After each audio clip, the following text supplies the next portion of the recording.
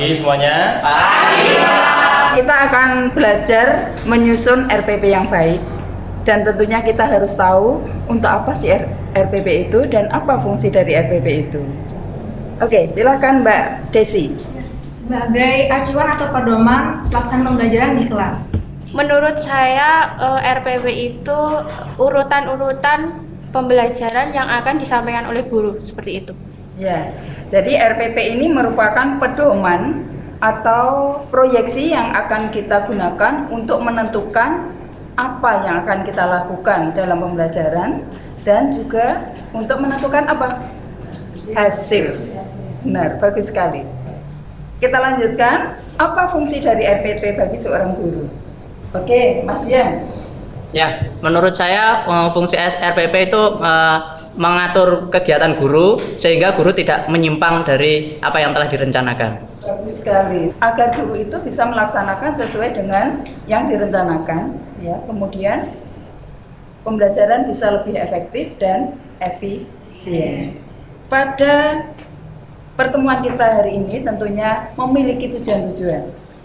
Tujuan yang pertama adalah Anda dapat menganalisis kompetensi dan materi apa saja yang terdapat dalam satu KD. Baik, sebelum kita masuk kegiatan aplikasi, yakni mulai dari memahami KD sampai menyusun RPP, alangkah baiknya kita coba recall dulu lah ya pemahaman kita.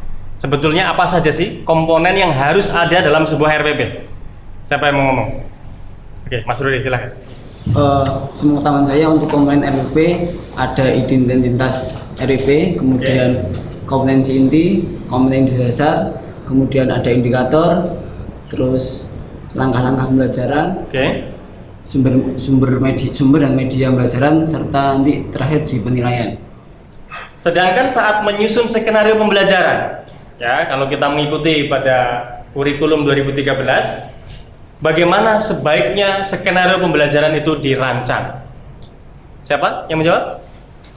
Mas Mustafa, silakan. Kalau menurut saya, skenario pembelajaran dalam kurikulum 2013 itu harus ada 5M. M yang pertama itu mengamati, yang kedua menanya, yang ketiga mengumpulkan data, yang M yang keempat mengasosiasi, dan yang M kelima menyimpulkan. Oke, gimana tadi jawaban Mas Mustafa?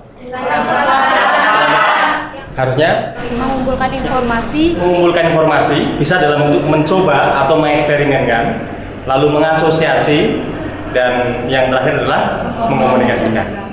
Nah, berikutnya akan disampaikan Prof. Ani tayangan video dan model RPP. Baik, kita akan menganalisis RPP. Nanti kaitkan RPP yang ada itu dengan video yang akan ditayangkan, ya. Cari keterkaitan apakah memang video itu sudah dilaksanakan sesuai dengan RPP. Silakan Pak Sabar untuk membagi ke teman-teman. Ini ada RPP, ada cermati, kemudian ada checklist yang harus Anda isi. Sekarang kita perhatikan tayangan video yang akan diputar oleh Pak Sabar. Silakan Pak Sabar. Anak-anakku, pada hari ini kita akan membahas materi tentang tekanan. Bisa udara yang naik ke atas atau cahaya yang masuk ke dalam yaitu fungsi. Anda sudah menyaksikan video. Sekarang diskusikan hasil pengamatan Anda sesuai dengan apa yang kita tentukan di awal tadi, ya. Apakah skenario dalam RPP itu ada dalam video? Kemudian apakah RPP mendorong siswa untuk belajar aktif, dan apa kelebihan dan kekurangan dari RPP tersebut? Oke, jadi bagaimana temuannya? Apakah skenario dalam RPP ini dijalankan dalam video? Belum. Ada beberapa yang belum Gimana? dijalankan. Satu-satu, siapa? Kegiatan inti tadi tidak ada pembentukan kelompok secara interaktif. Oke, tidak muncul pembentukan kelompok, terus? Kemudian yang tidak muncul lagi yaitu dalam kegiatan guru mendorong siswa untuk membuat pertanyaan terkait dengan Menanya ya? Iya, Oke, jadi menanya tidak muncul ya? Iya. Oke. Baik, apa yang Anda temukan?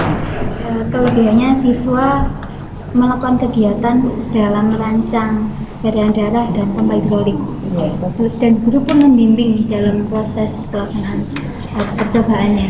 Oke. Ya, jadi ada kegiatan yang mengaktifkan siswa untuk mencoba dan melakukan percobaan. Sehingga pembelajaran lebih bermakna. Gitu ya. Oke.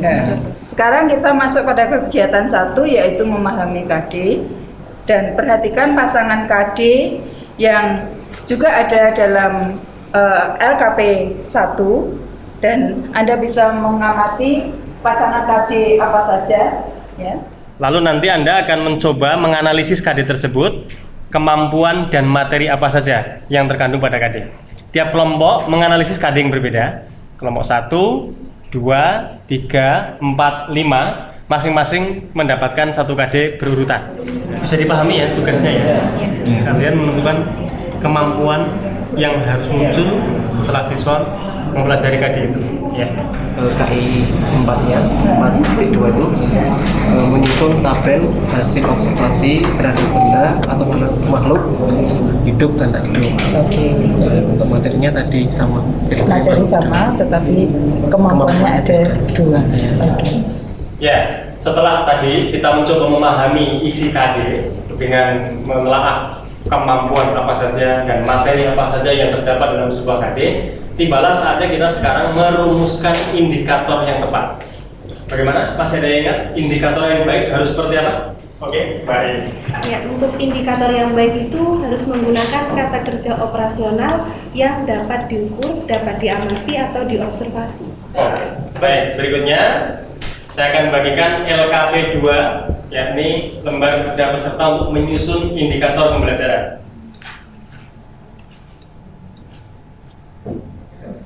Ya, yang psikomotorik bisa menyampaikan? Bisa Bu ya. Ya. Yang pertama itu ada melakukan kegiatan untuk menghitung jumlah getaran. Oke.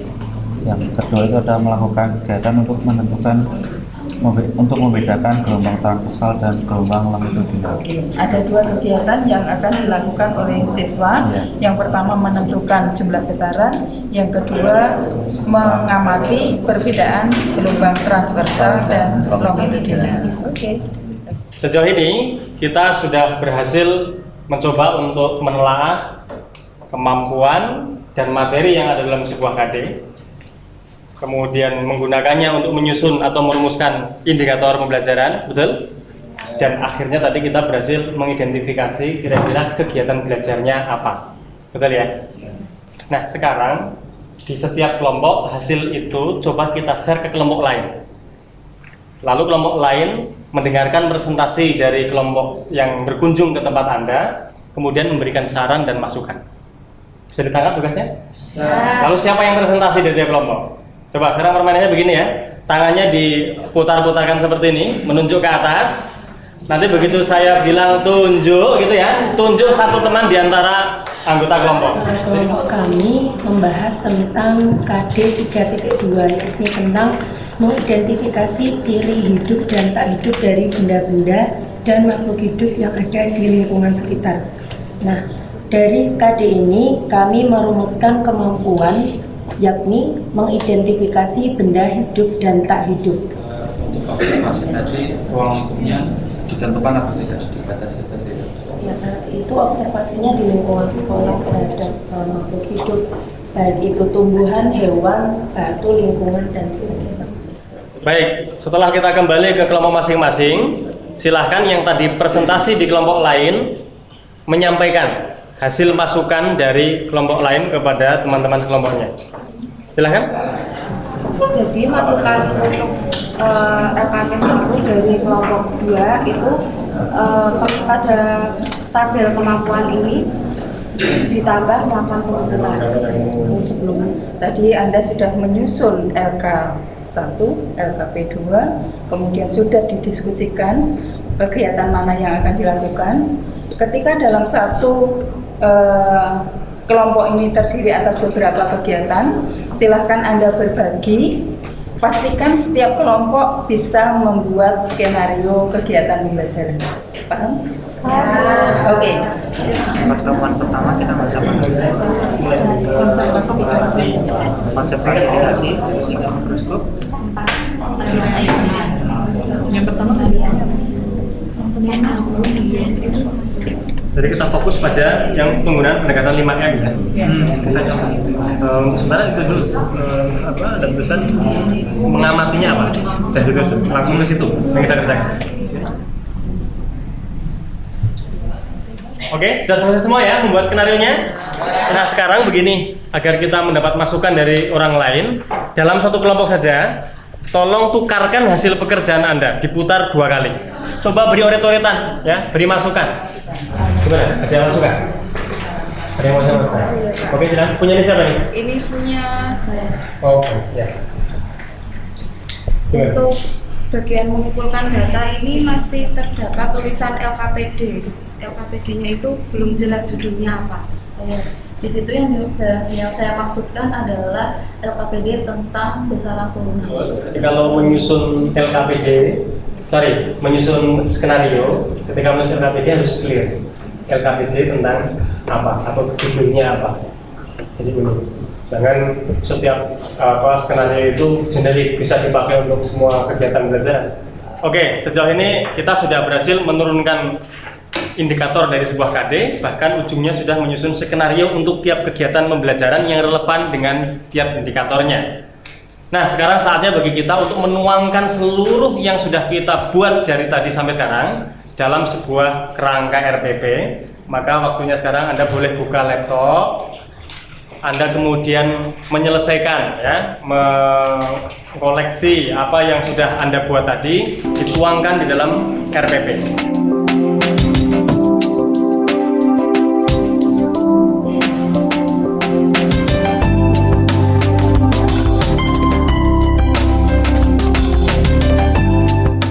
Untuk KD-KD yang kita pelajari hari ini, saya coba sudah membawa beberapa media. Coba untuk masing-masing KD bisa ambil ke depan ya. Anda pakai sendiri? Iya Pak. Dipakai untuk apa ini? Untuk gelombang transversal dan longitudinal.